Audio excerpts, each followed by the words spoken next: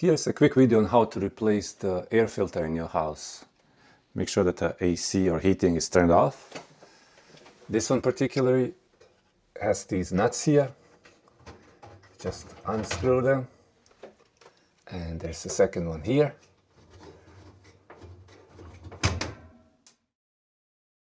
Opens, and here you can see the old dirty filter. Some air filter covers have latches like this. If you're not sure which filter size you need, it usually says on the old filter, like here on this one. Or you can measure.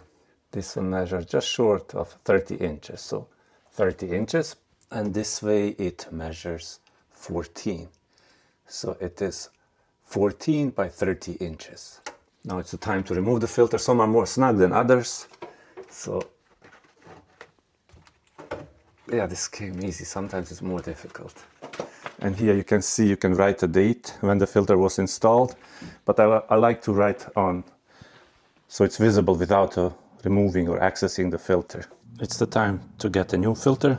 Lately I've been using Nordic Pure and I'm very happy with them. Make sure to use a higher rating. So the higher the MERV, M-E-R-V number, the better it filters. There's another also, it's called FPR. I think that's a Home Depot standard. So the higher the number, MERV or FPR, the better filtration, but make sure that your AC or heating system can handle the resistance. So the higher the rating, the more dense the filter is. It filters better, but you know, the airflow is restricted.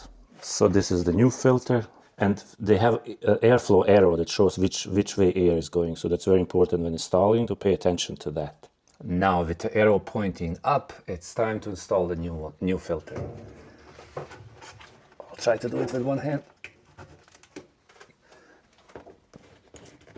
It's usually a snug fit, so which is good. Okay, so it goes in here. Good. Okay, now we just put the cover back.